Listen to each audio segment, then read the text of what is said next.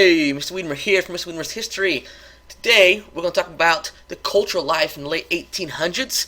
This is Unit 4, Section 5, Cultural Life. Alright, objective, what we're going to learn now today. You got to be able to describe the culture in the late 19th century America. Talk about art, talk about literature, talk about baseball. Yeah, here we go. So, start off talking about education. Now, education's vitally important, especially if you want a thriving democracy. You need, people living in the country to know a little bit. Alright, so America's going to go to compulsory education. Basically means that the kids are going to be required to go to school. Alright, and many cities introduced free secondary education. The number of high schools increased from just a few hundred in 1860 to more than 2,500 in 1890. Everybody's going to school now, getting educated. In 1900, the average child received only 5 years of schooling, though. Ouch! 5 years of schooling. That's not very smart for a thriving democracy. Well, that's why we're going to reform it and get more and more kids in school and higher education. So, what do you know about education? Education is important for society, for democracy to be successful. You need to be educated so you can get out and vote and be educated. Education is very, very important for a successful, thriving democracy. We're going to have even private colleges and universities. Higher education is going to expand. 1800, 1900 colleges in the U.S. formed their fields of study. We're going to have the elective system. It was created by Harvard University. Basically, it lets you choose what do you want to do. I want to be going there for being a teacher. I want to go in there to be a doctor. I want to go there to be a lawyer. Alright, so you choose your course of study. You choose electives. You choose which classes you're going to take. Alright, we take it for granted today in the education system, but in reality, it's as a 20th century phenomenon started by the great institution of Harvard. Alright, we have Massachusetts Institution of Technology, MIT, and many, many more technical schools going to be founded as well in the late 1800s, early 1900s. Right, state universities such as Kansas State, right, they're going to get started with the Morrill Act, which the government's going to give land to states to start schools so they can build universities on there. Alright, most of these universities were for ag or mechanic, and so such as Kansas State University. Alright, example I like to use because it's an agricultural school, started with the Morrill Act. Thanks to that, so most of your large universities in the Midwest were started because of the Morrill Act. So your state universities, Kansas State, not Missouri State, because that's just a new one, but Kansas State, Iowa State, right, all these state universities were started with the help with the Morrill Act. Right? Women, they can go to college, most of these Midwestern colleges. So women can now be educated, no longer just for men, but now women can do it too. And many writers are going to look at this antebellum, alright, just pre-Civil War manners and customs and institutions, the way life was back before the war, way back in simpler times. It's called antebellum. Alright, yes, like the music group Lady Antebellum. Alright, it's named after antebellum, right? Back in the South, in the leisurely time, sitting out on a hot summer day on a porch. Alright, antebellum. And so many writers looked at that, just like many writers today look back, like the Middle Ages is very popular now, with fantasy novels and movies and TV shows and whatnot. So antebellum was very popular with the novels back then. Literature. Who's this man? You all know him, Samuel Clemens. Mark Twain, one of the most famous writers in all America, still is one of the most famous today. He's going to bridge the gap between local humor, local color, and real life. And he really brings realism to the forefront, okay? Just like many other writers this time and artists this time, realism is all about real life. What's happening here and now, exposing life like Jacob Riis, or writing about it like Mark Twain in a colorful humor manner. And we also have Stephen Crane's Red Badge of Courage about the Civil War, another realism novel, a very famous realist novel. Right? Art and architecture. Realism, once again, pokes its head in art.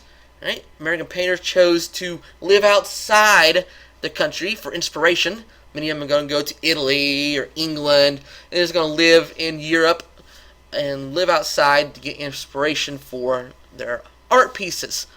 Right? So we have yellow press and dime novels became big, and leisure time's just going to skyrocket. Okay, with the factory jobs, you can do more in less time. Plus, with the labor unions getting winning less hours for the workers, people had more time on their hands, and so this is called leisure time, and that increased. So new forms of entertainment going to be developed. Architecture this time gets its name from Queen Victoria of England, the longest reigning queen in the history, or excuse me, longest reigning monarch, for that matter, king or queen, in the history of Great Britain. Okay, Queen Victoria, and so she was alive in the 1800s, early 1900s, and so all this architecture style, it's called the Victorian Style. You've probably heard that before. Okay, named after Queen Victoria, Victorian Style architecture. Very famous here in America, as well as throughout the empire. Now we're going to have penny newspapers. Journalism is going to become cheap. Papers are going to become cheap. We can produce news and journalistic entities, whenever we want. And so they stopped, they started coming up with these new newspapers. Today we call them tabloids, where basically they just, amuse us. Oh, this boy was born in a bat cave, and he's found to have, vision at night or whatnot. This tabloid stuff that you see in the checkout line of your local Walmarts. And these got started here with these penny newspapers. Basically, they're here to entertain us. How much truth is in them?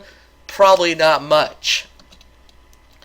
Right? And the pioneer is, yes, Joseph Pulitzer. The same Joseph Pulitzer that the Pulitzer Prize is named after. The prize for excellence in journalism, given out every year, named after this guy, Joseph Pulitzer. Right? He won the pioneer of penny newspapers. Right? 1883. Right? The real source of success was sensationalism. We're going to make scare headlines. Scare headlines is still very prevalent today. Like, could your child be in danger? Tune in tonight at 10 to find out. Is your food killing you? Tune in to 10 to find out. Just scare headlines. Oh my gosh, my child's in danger. The food's killing me. I gotta watch this. And so the ratings pop up. Right? Same back here. Oh my gosh, there's a killer on the loose on this street. I live 5 blocks from this street. So I gotta buy this new paper to read it. I see scare headlines just to get people to buy the product, and it's still used today because it works. Society strives on fear. Right? And he also introduced the comic strips, right? And called yellow journalism. Yellow journalism is, a little bit of truth stretched out. And this becomes prevalent in the Spanish-American War when it comes to the sinking of the Maine, where yellow journalism starts the war. And we'll get on that a little later on, but just keep that in mind. Yellow journalism, right? If you can't find any good news, you just gotta make it up. Alright? It's just crazy stuff. You kind of like your Jon Stewart's Daily Show, Colbert Show, Colbert Report. These are, your modern day kind of yellow journalism. You just kind of just go with it and make fun of it and lightheartedness. And so that could be, an equivalent to modern day. Alright, also dime novels, very important. They how much cost? Yeah! Alright. Designed specifically to interest of the boys. Such as your Hardy Boys, Adventures, Boxcar Children, stuff like that you might have read when you were younger. I know I did. Maybe just, show my age a little bit. But, so, mostly the adventure stories. Right? Now the sports and entertainment. Remember, we have more leisure time.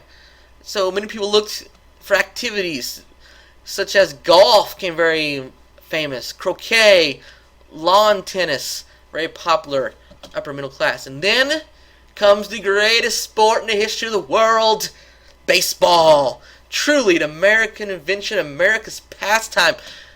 Invented by Abner Doubleday. Wait, what? It wasn't invented by Abner Doubleday? Oh, yeah, that's right. He's credited for the longest time for inventing baseball. Abner Doubleday in Cooperstown, New York, home of the Baseball Hall of Fame. That's the field named after him, Doubleday Field. But really, he didn't invent baseball. And you can chalk that up to Alexander Cartwright, who's the father of baseball. He's the one who came up with a lot of the rules of the game.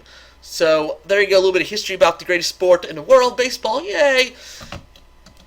And who was the first baseball team? Hey, you might think, oh, it's those dastardly New York Yankees, but you'd be wrong.